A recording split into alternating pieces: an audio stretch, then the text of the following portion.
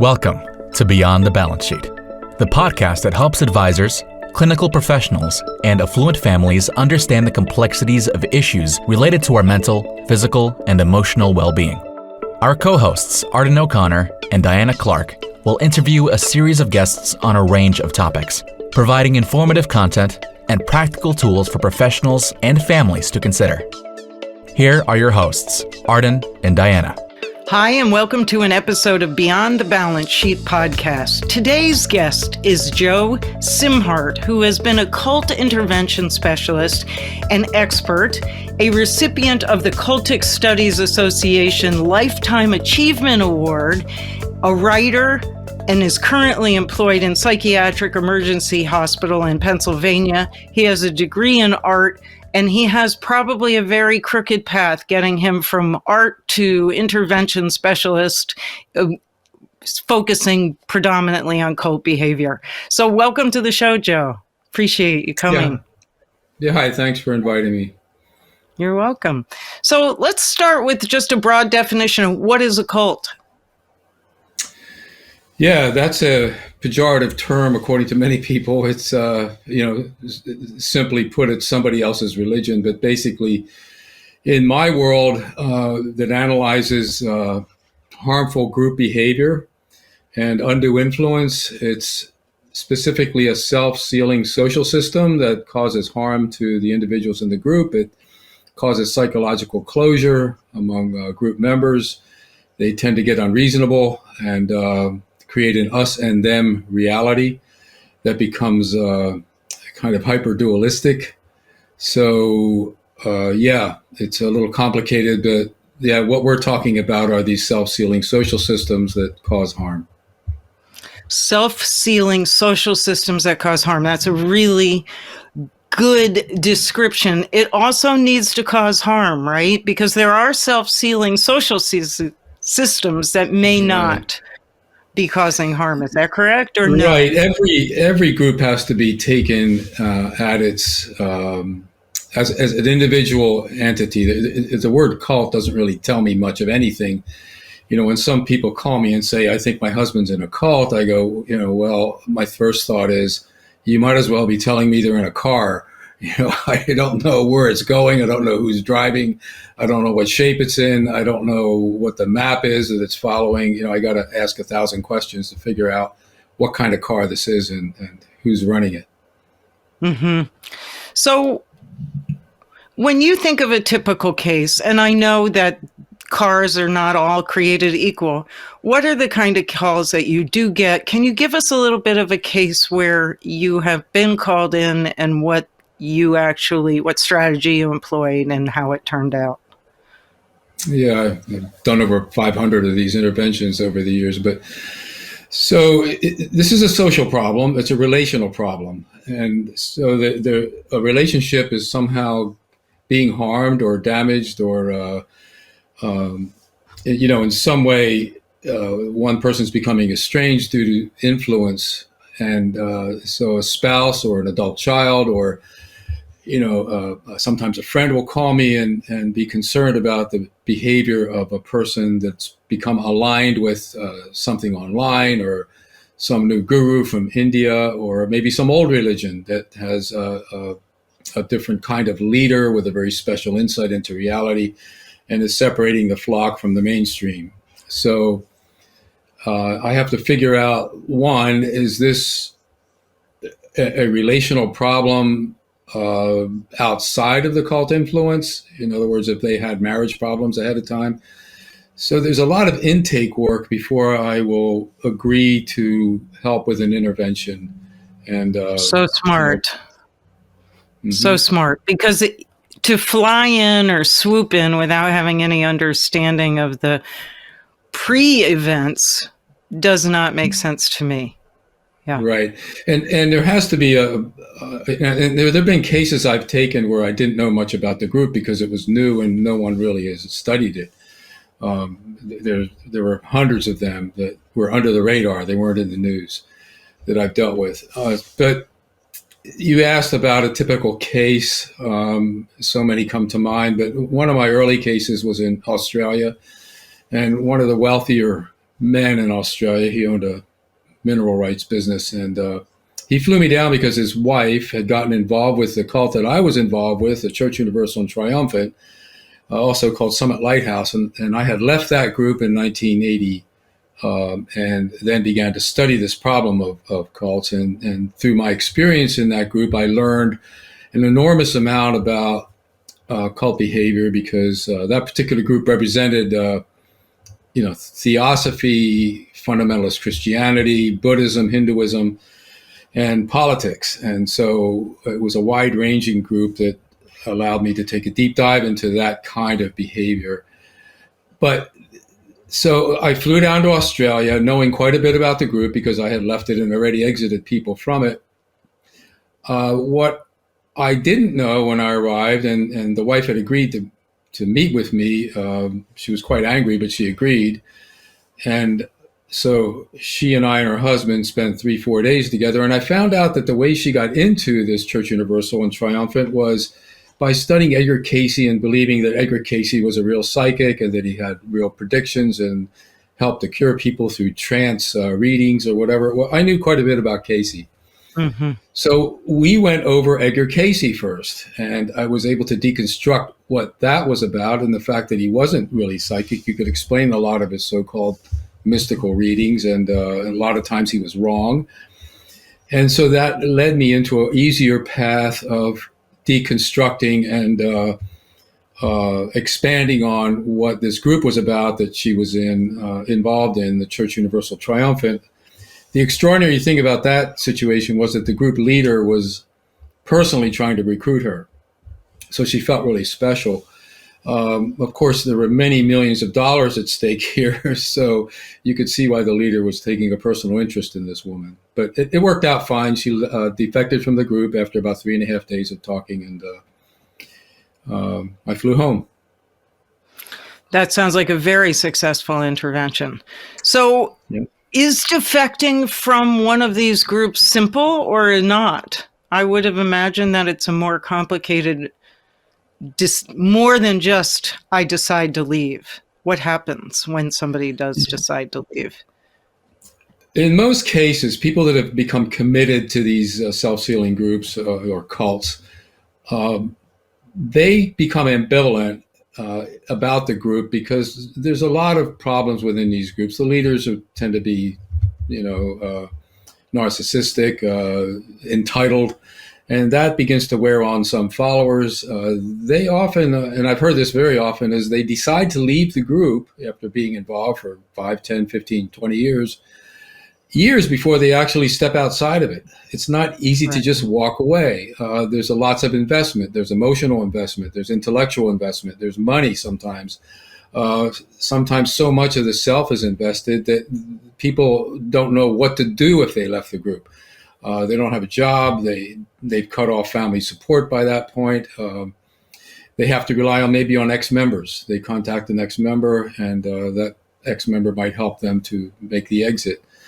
I know in my case, when I started, and I wasn't in that deep, but psychologically I was, I began wanting to leave the group or saying, this isn't for me, but I wasn't clear on why. And I actually was having panic attacks, waking in the middle of the night with stomach cramps for about a month until that cleared up through other means. But it isn't easy. And there's always this threat that you'll go to hell if you leave the group, or in some cases, the group will come after you because you have too much information about the group. You talk about a business cult like the mafia, for instance. When you sneak away from there, you better hide your identity, at least in the old days. So, it's you just don't walk away from something like this. It's a psychological trap, and it takes a lot of mental and emotional work to decide to leave. Tell me, what are the antecedent sort of events that generally would make somebody more receptive to an organization that is self-sealing like that?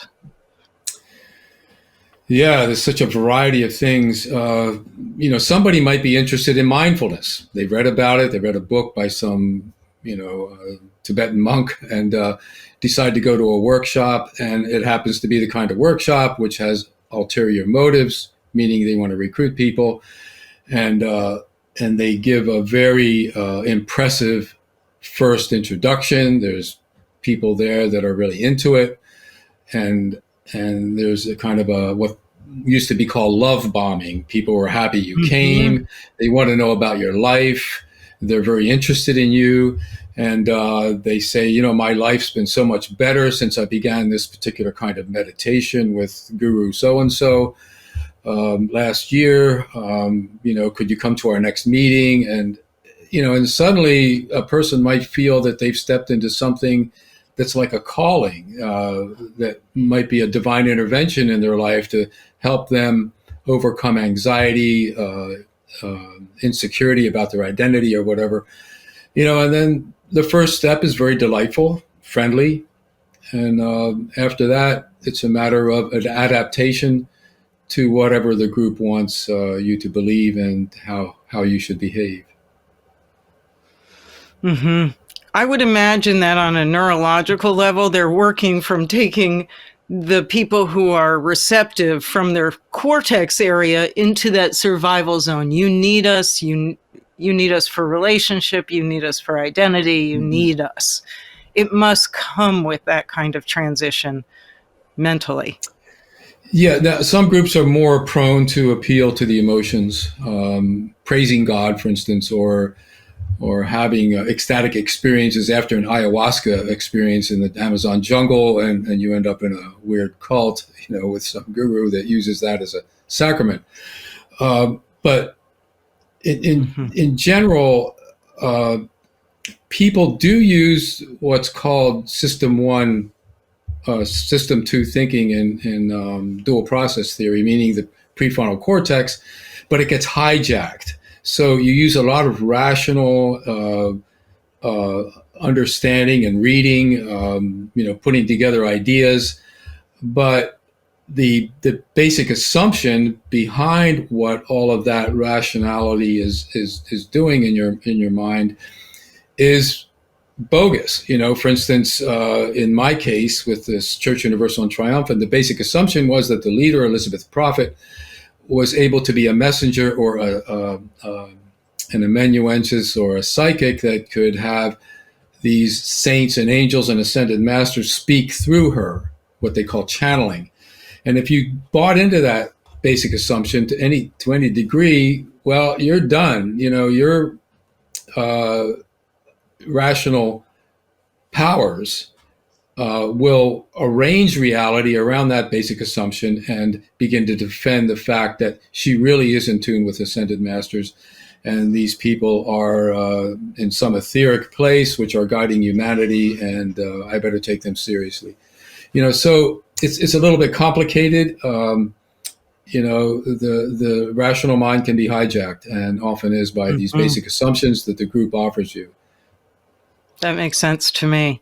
How does money play into this, either in attracting people who participate or in maintaining a connection in those systems? Money is a symbol of power, basically, for these groups. For instance, they don't always spend it well. Jim Jones with the People's Temple had something like $26 million stashed away, when that group went under in the mass suicide. Why would he have it just stashed away? Well, it's a symbol of power. And who knows what other reason he had in his mind. There are some groups out there, like a couple of nomadic Christian groups that I've known and followed for decades. They had no money. They lived out of dumpsters. They maybe carried $5 or $10 in their pocket just to be not accused of vagrancy if they were caught camping somewhere outside of a town. And the leaders didn't seem to hoard any money either. So the opposite, meaning eschewing or rejecting money, is a powerful thought in that particular case. In other cases, and I'm going to name the group Scientology, that founded by L. Ron Hubbard. He was very much into money. And so he charged high prices for kind of spiritual therapy courses that basic assumption was that you were going to become an operating thetan or a living god, in other words, if you followed all these courses, and that was going to be expensive. So it can go from almost no money in a cult to everything is about the money. Mm-hmm. Mm-hmm. How do we use, what tools do we use to get somebody to look at where they are and move beyond if they aren't quite ready? Do you use financial leverage as one of those tools? Do you cut people off? How do you influence the connection that has been severed already? That's a tough one. Usually when people call me, it's at the 11th hour and these connections have been severed. A person won't talk to them or refuses to discuss the group. So my first role in relation with my client is to get them to reestablish that connection somehow, either through a third party, apologize, whatever they have to do, even if it's hypocritical, in order to get some kind of communication, because I can't do much of anything without that communication. For instance, I never meet with a quote cult member unless there's someone of the family or a friend or with me. I don't meet with them alone during interventions. So there has to be some connection for me to get involved. As far as influencing them to leave the group, it's very difficult. The best thing to do is to learn to ask proper questions, like, how are you doing? Do you need anything from us? Now, maybe the problem is money and there's a huge inheritance. And I've had this happen many times where someone's due to inherit $5 million or $10 million. And the family puts that money in a trust and won't let the person get to touch it until they leave the cult. That's the whole arrangement, because they know from experience that money's going to go right to the group leader if the person gets it. So that's a tough one. And sometimes the family has to manage that relationship for 5, 10. I've had clients calling me now for 20 years, having that relationship severed, trying to protect the money from going into the group and, being willing to give it to the member if they break away from the group. It's not easy. We have used it for leverage to bring people into intervention. I remember using that tactic with a family of a young man who was in Colorado under the control of a sorcerer, a self-made sorcerer who used tarot cards in order to influence people with his readings. And anyway, he was abusive. And we got the young man to come home by getting a message to him that his aunt, who was somewhat wealthy, and he knew that, was going to distribute $10,000 to every one of her, relatives before she died, and but he would have to come home to sign papers in order to get it. Well, we knew that this leader, he wasn't that well off, and when he heard $10,000 that he might be able to get it, he sent him home. And surprisingly, I showed up with a partner of mine to talk to him, and he agreed to the conversation, and we got him to break away from that abusive tarot card reader, and he never went back. So you were part of what we're calling a cult. You left a cult. How long were you participating in the life of the church? Yeah, it wasn't just one group. The particular group was Church Universal and Triumphant at the time. I went to 3 conferences over a period of a year and a half. So my deep involvement was about a year and a half in California. And there were about 3,000 to 4,000 people would show up at these conferences. The group combined the teachings of the Theosophical Society, the Agni Yoga Society, Fundamentalist Christianity, and a few other things that I don't need to mention here. But my interest in that whole thing was through the Agni Yoga Society, which I began studying the teachings of in 1975. And I found out that this group represented those teachings as their highest teachings. And, friends of mine that were in it convinced me to come to a conference, and I got caught up in that group. Agni Yoga, I was involved in studying that, even though I wasn't in the quote cult, for about 7 years. And I dropped that in 1981, about a year after I dropped out of Church Universal and Triumphant. Now, Agni Yoga, one of his famous followers of Nicholas Roerich, the founder, was Henry Wallace, Secretary of Agriculture under President Roosevelt. Also, Mikhail and Ryza Gorbachev were promoters of Agni Yoga in Russia. There's 3 million members of Agni Yoga in Russia today, according to the last count that I saw. Now, the listeners here probably never heard of this group.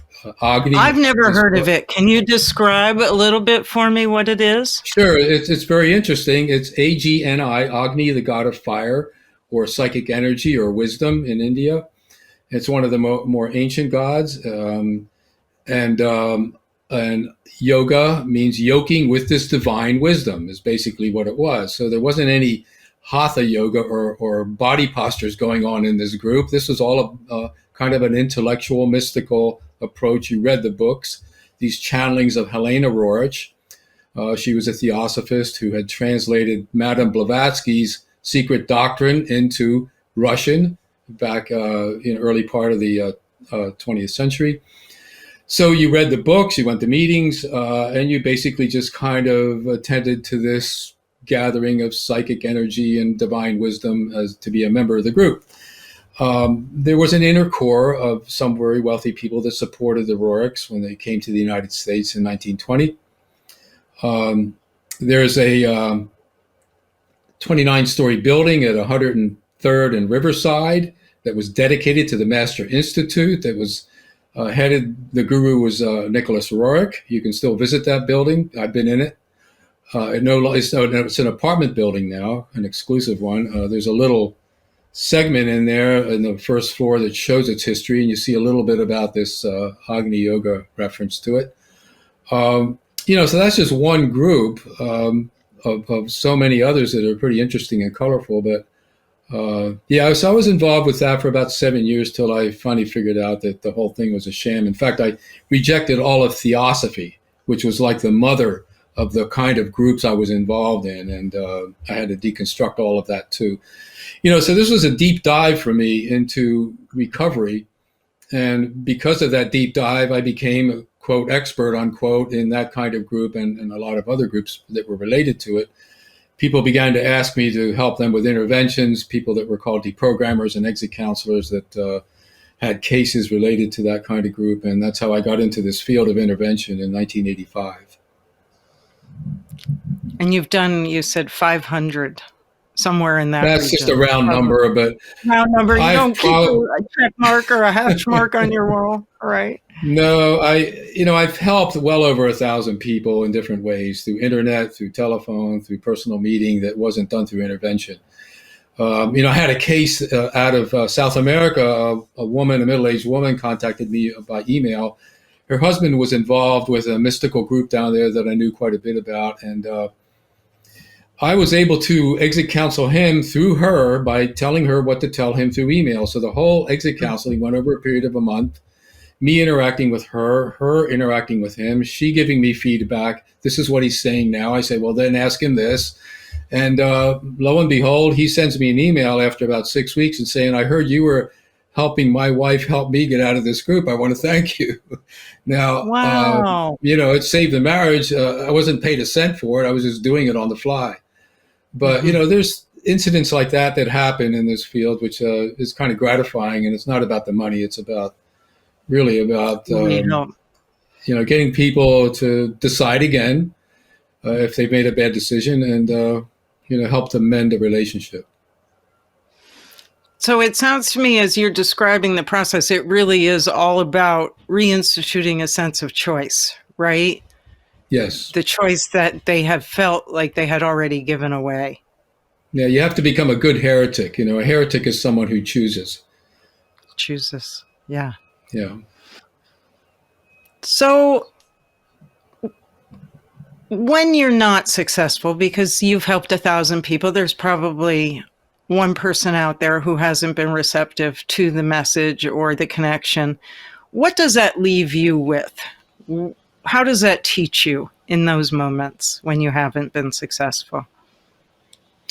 Well, of formal interventions where I've spent more than a day with a family system and someone in a cult. About 40% of them did not work.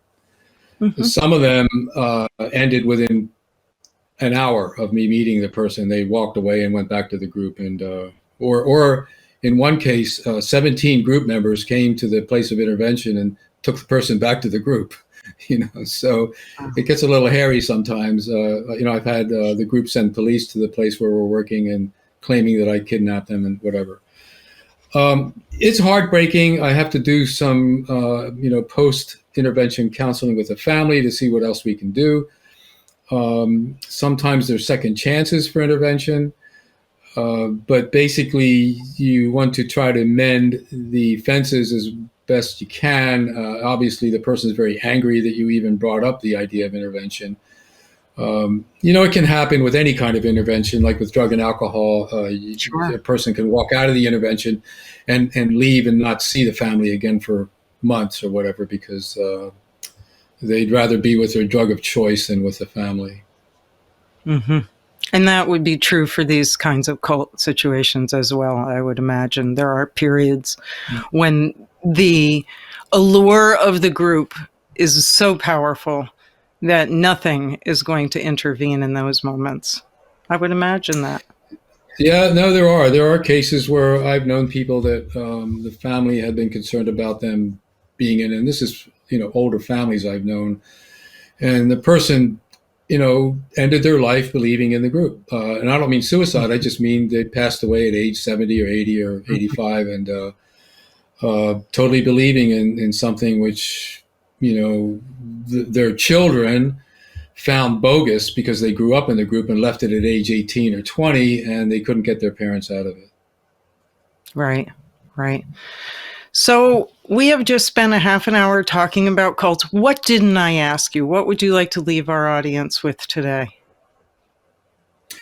Well, if you're interested in this topic and want to educate yourself about what this is, neurologically, I'd recommend one book, Brainwashing, The Science of Thought Control by Kathleen Taylor. It came out in 2006, I believe.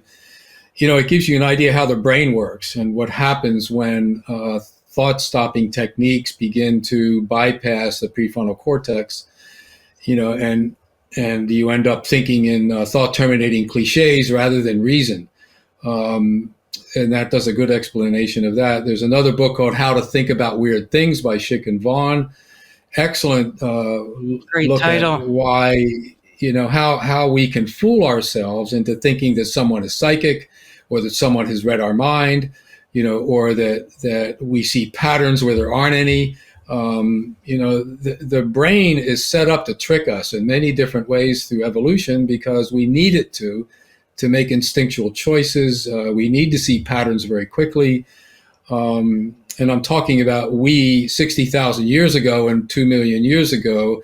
Our modern mind is still infused with these old evolutionary patterns that can fool us in many different ways and can help us. We just have to learn to discern what's helping and what's not. And the advice in Kathleen Taylor's book is stop and think. And she has a whole chapter on what that means, how that affects the brain, the synapses, and what she calls neuronets that come together in the brain to form ideas and guiding principles. These neuronets can be solidified when we're in a group, and they're very difficult to break down. And so you can understand why the process of exit counseling is an educational process, very careful, wide-ranging, to kind of loosen up these bound-up neuronets in the brain in order for the person to be able to think, quote, outside the box. And that takes a lot of patient dialogue and give and take rapport with a person before they're going to start seeing things differently. What's interesting in many cases, after about the second, third day, you think there's a lot of resistance, you don't see any progress, they're not necessarily wanting to leave the group, but then something shifts very quickly. And we used to call it snapping, where you see the person suddenly start talking about the group in the past tense, and they don't realize they're doing it. They start saying things like, well, when I meditated in the group, I can see how that affected me according to what you're telling me about hypnosis right now. So there's talking in the past tense in the dialogue with me, and I can see that, well, we're on our way out now. Let's just keep going. That's great advice to know. Thank you very much for joining me today. This has been an episode of Beyond the Balance Sheet podcast. If you have listened and enjoyed this episode and are curious, please like us on your platform of choice and listen to the other episodes. Thank you. Thank you for listening to Beyond the Balance Sheet, a podcast designed to help advisors, clinical professionals, and affluent families solve some of their biggest medical, psychiatric, and emotional challenges. Visit beyondthebalancesheet.com to read more about our guests and resources, and sign up for our newsletter.